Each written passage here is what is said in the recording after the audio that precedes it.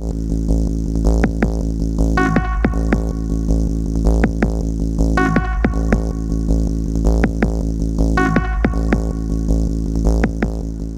everybody, I'm Philip. And I'm Justin. And together we are Pajamas.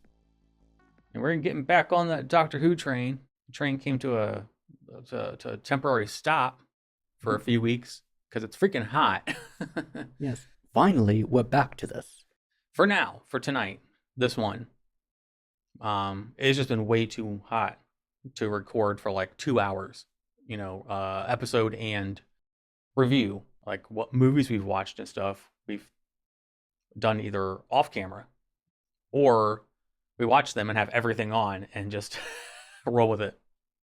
You've heard of seat warmers. Someone needs to make a seat cooler. Right? Yeah. So 2 disclaimers. First one, it's hot as hell. The summer sucks because it's awful. It can leave any time now.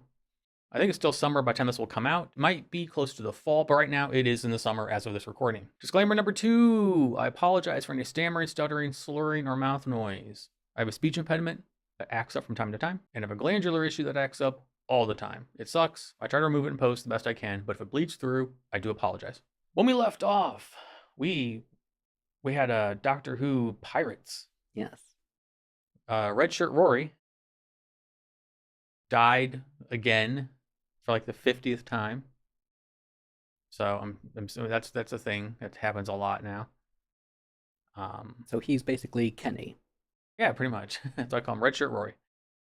When the team goes down to the new planet, Red Shirt Rory picked off first. That's about all I remember from that episode. So I guess we'll jump into episode 4 and see what happens as we make our way through season 6. Are you ready? Yes. All right. Without further ado, let's get into it. I could go in your place, Idris.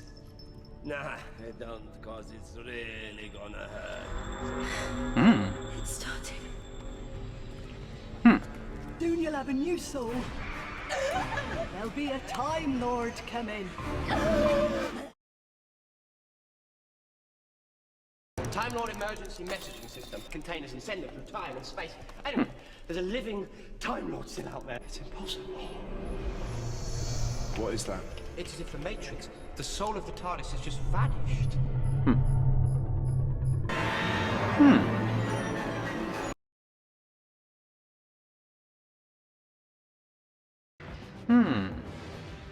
This is interesting. The TARDIS is now in a physical body. The TARDIS is a lady. Interesting. This one, she bites! Do I?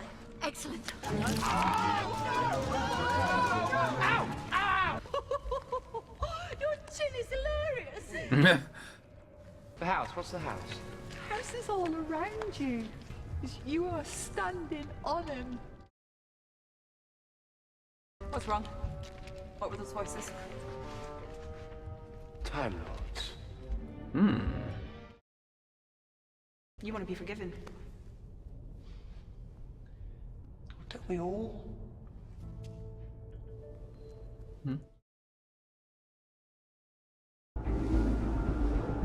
Uh-oh. Hey, right here. Screwdriver's in your jacket, yeah? Yeah, it's around somewhere. Have a good look.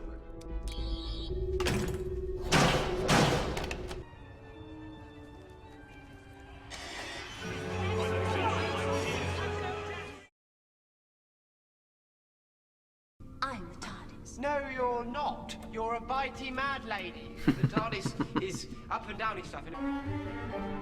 This music. House can't feed on them if there's none more coming, can he? So now he's off to your universe to find the TARDIS. It won't. No, stop it. Don't get emotional. That's what the orange girl says. The doctor. Sorry, do you have a name? 700 years, finally, he asks. What I call you? I think you call me sexy. We are alone. Come on, sexy. Killing us quickly wouldn't be entertainment. So entertain me. Run. I'm thinking all of my sisters are dead, that they were devoured, and that we are looking at their corpses. Ah, sorry. No, I wasn't thinking that. Sensation of having you running around inside me. Oh. I've turned off the corridor anti-grav. There's an instruction at the bottom. What does it say? Pull to open. Yes, and what do you do?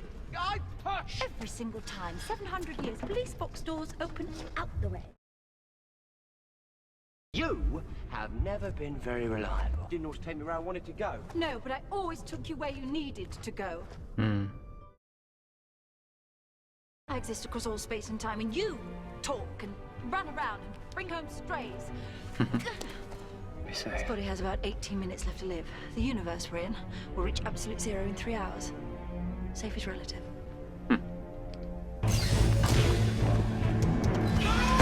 Uh-oh. You ever wonder why I chose you all those years ago? I chose you. You were unlocked. Of course I was. I wanted to see the universe, so I stole a Time Lord and I ran away. What could possibly go wrong? That's fine. That always happens. No, hang on. Wait. Amy? Hmm. How long have you been here? 2,000 years I waited for you, and you did it to me again! I didn't mean to. I'm sorry. Oh, you leave me! How could you do that to me?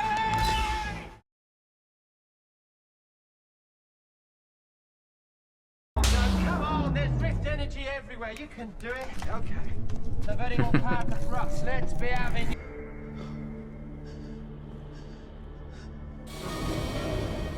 Hmm. Amy?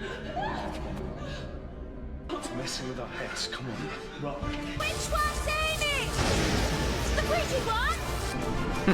Ah! Rory, what's wrong? It's like I'm getting a message. Hello, pretty. Hell is that? When you get there, use the purple slider on the nearest panel to lower the shields. The pretty one. You have about 12 seconds Yep. before the room goes into phase with the invading matrix. So far, yes. You can't archive something that hasn't happened yet. You can't.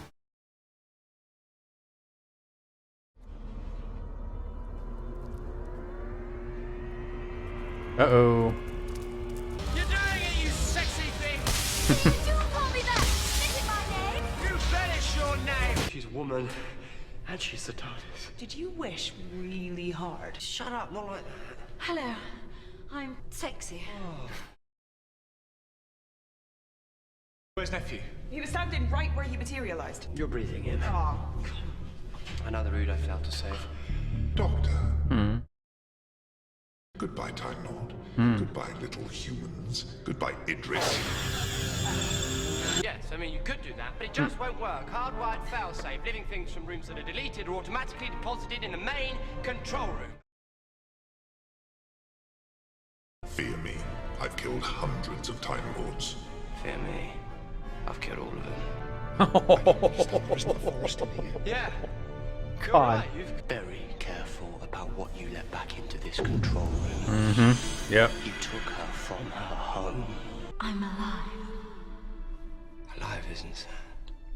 It's sad when it's over. I just wanted to say hello. Hmm. It's so very, very nice to meet you. Mm-hmm. Please.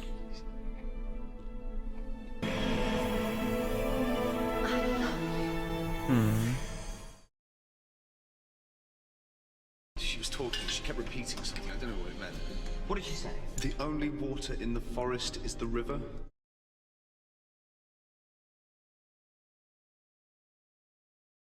Doctor, this time could we lose the bunk beds? No, bunk beds are cool. A bed with a ladder. You can't beat that. The Ivor Ryan or wherever we need to go.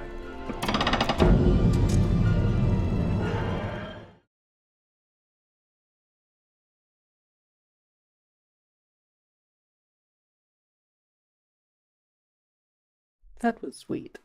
That was very sweet, yeah. A little choked up there for a minute. I was like, oh. Very cool concept. Yes.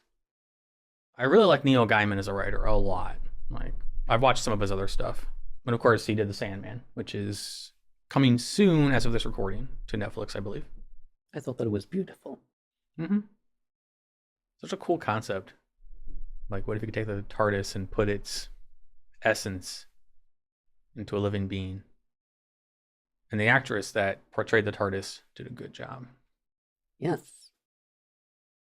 Especially with the TARDIS learning this thing called language and trying to express what it wants to say. Yeah, and getting used to the body and, like, all the, face stuff. Yes.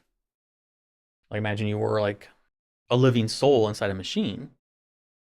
Sorry, y'all, it is really hot and I'm uncomfortable. And all of a sudden you were a living soul inside of a fleshy person. Yes.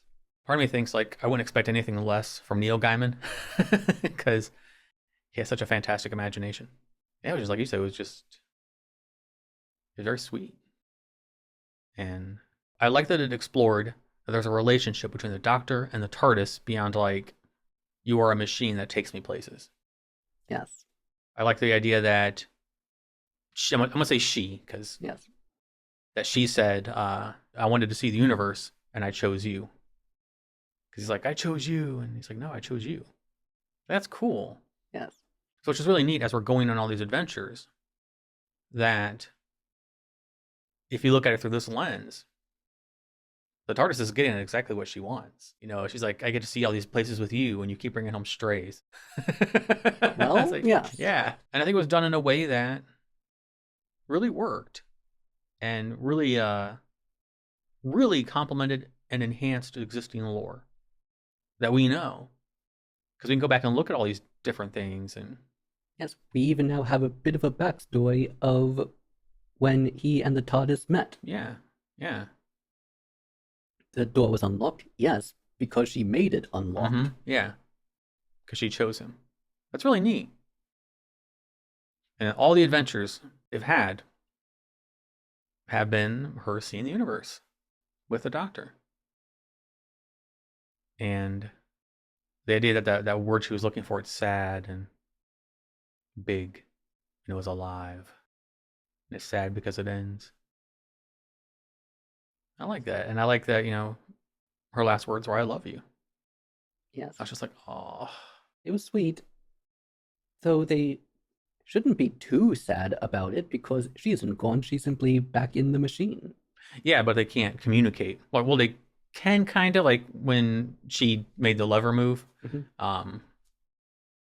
So yeah, she can that way, but they could speak to each other. Like, imagine that. Like, this living soul can talk to you. Yes. I would have wanted to speak about everything that I would have ever wanted to speak of. Although, I suppose when the situation actually does happen, what is one to say? Yeah. Especially because you're not expecting it to. Like, I don't think in a million years the Doctor ever thought he would get to talk to the TARDIS as a human lady. And it was all because it was summoned there by this being, this like living sentient asteroid that was trying to find a way into, well, no, he was like summoning Time Lords and eating TARDISes and locking them. Like, that was sad too. The Doctor once again is all excited to think he might meet more Time Lords. Although we still have what we think is Amy and Rory's daughter that changed in that one, at the end of that one episode. She said, I'm dying. And she said, oh, no, it's okay. I just changed, or whatever she said. So that's still there. But once again, he's like, I get to try and meet friends, my own kind. And it's just people that were trapped, that were lured there and trapped. Yes. Alive, it isn't only sad because it ends, it also does have sad things happen within it. Oh, yeah. Oh, yeah. And so overall, it's just like a really neat concept and executed very, very well. Like even that scene with Rory and Amy running down the corridors because they were trying to entertain the being, the asteroid. But it's not an episode if Amy's not being a dick to Rory. She called him an idiot again. And it's not an episode if Rory isn't dying. In quotations, he died. But I like that scene a lot where it's like, kill Amy, die Amy, hate Amy. The whole, I waited 2,000 years for you. Again. And this is what you did to me. Like, yes, awesome. Yeah, do I want Rory to stand up to her? Yes. I'm tired of him being the doormat. But it was like, I was like, whoa, wasn't expecting to like kill Amy, die Amy, hate Amy. I was like, oh, holy crap. I don't think there was anything in this episode I really disliked. I think it was just all like handled very, very well. And a very unique concept. Because sometimes I wonder, like, outside of historical ones, which there are so many things they can do, because it's a lot of history. Mm-hmm. But outside of that, like, as far as like original stories, what can you do? And there's a show that, there's still some cool ideas there. And there has to be, obviously. We're on season 6. I think they're on season 12, plus all the old ones. And a cool way to bring back the Ood. Oh, yes. We even had a recurring species. Yeah. But this time with green glowing eyes. Although it turns out, actually, whether they're red or green, it's not a good sign that they're glowing, it seems. Yeah. Well, they were green because the asteroid entity. Yes. Yeah. You've seen Ood's eyes glowing. Just run away. Just slowly. Yes. If you see that, it probably means that that isn't the Ood that's really communicating with you. Yeah. It's whatever has possessed it. Yeah.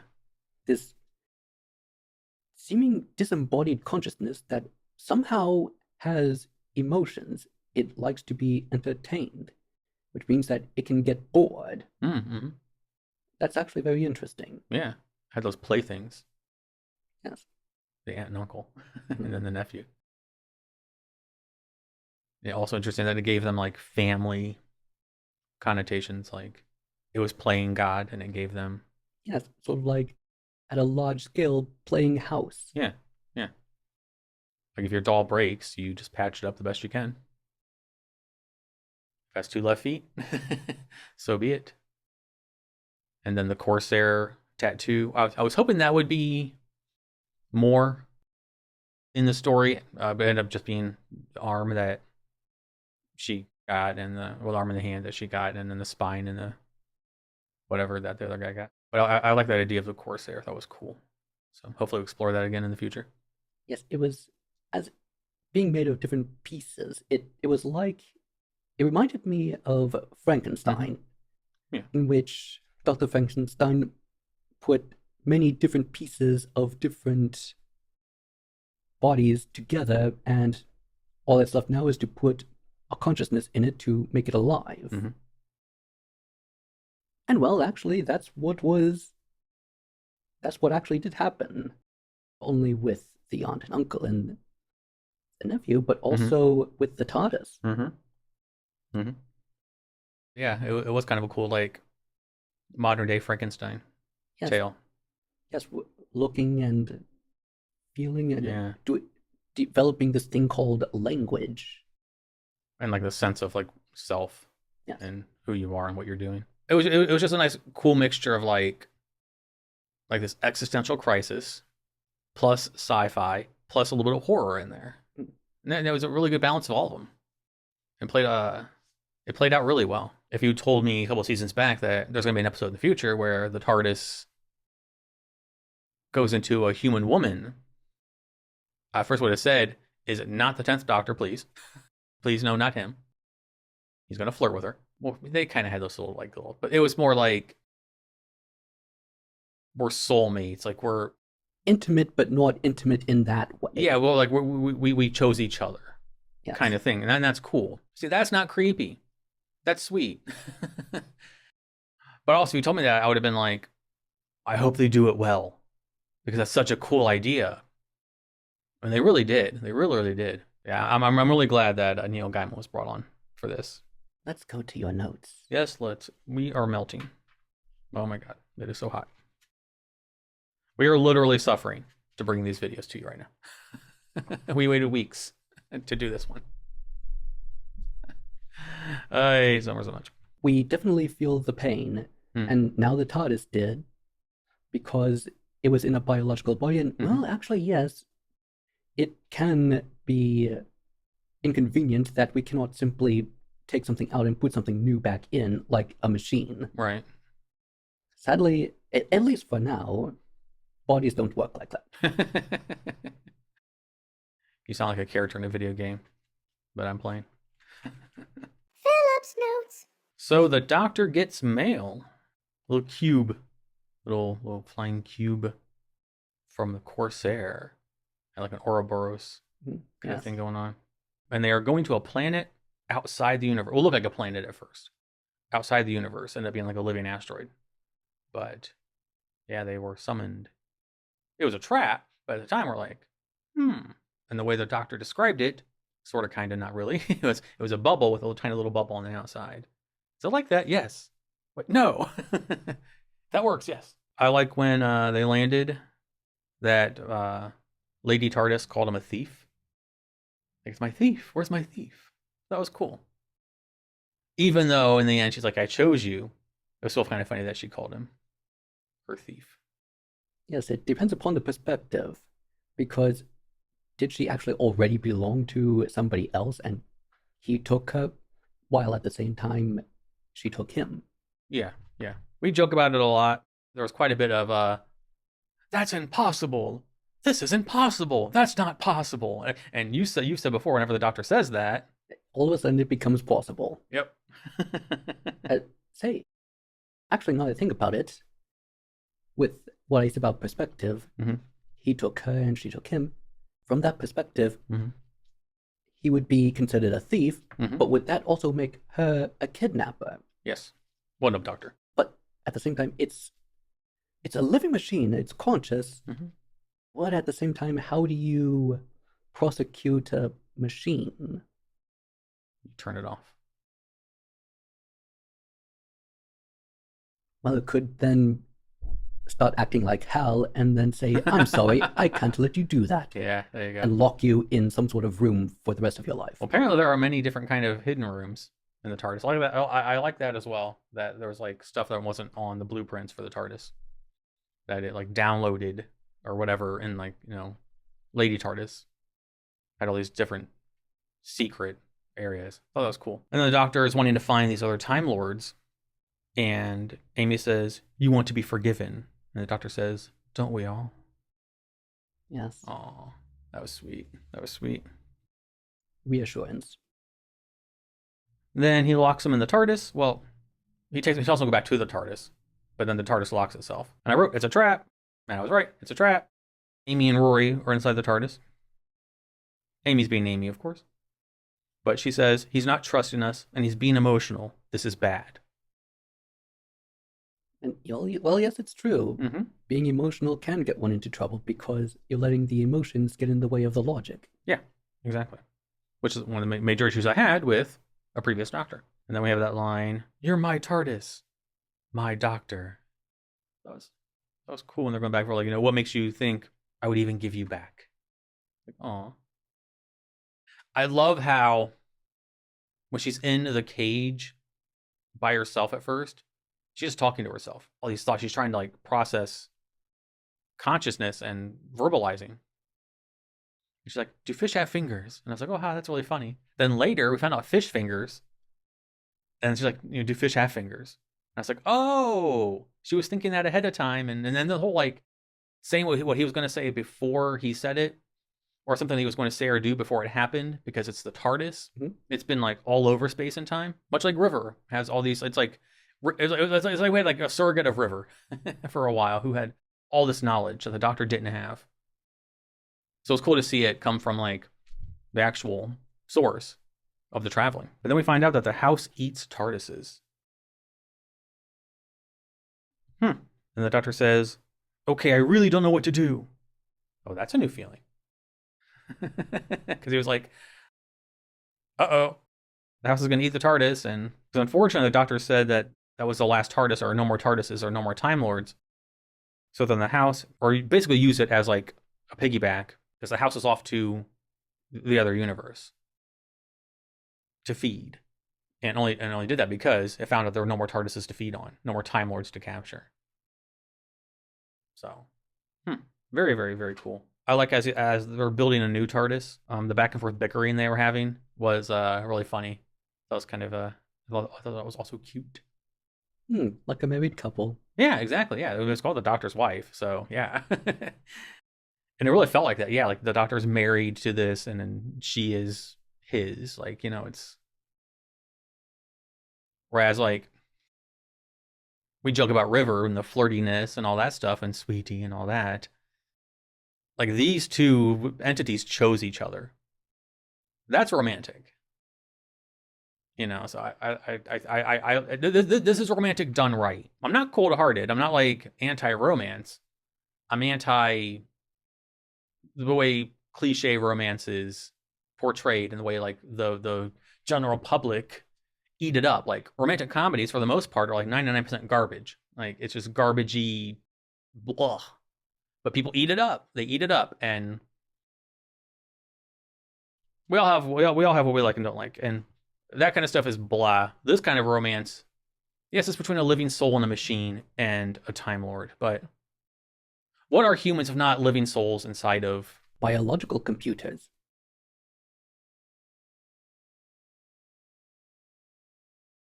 They get the TARDIS working, and the Doctor tells Lady TARDIS to send a message to Amy. And she's like, "Who's Amy? Is that the pretty one?" And then she sends a message to Rory. It's like, hell yeah. Well, yes. Yeah, exactly. And then the Doctor's like, "Pretty?" I'm like, "Yeah, dude." And then when they materialize inside the main room of the TARDIS, the Ood was coming after them, and it's gone because whatever was there when it materialized gets like atomized. And the Doctor says, "Another Ood I failed to save." I was like, "Aw, shade." And then it just deleted that room, and we're like, "Oh!" I thought that was gonna be like next time on Doctor Who. After that, I was like, "Oh," because this could have been a really awesome two-parter.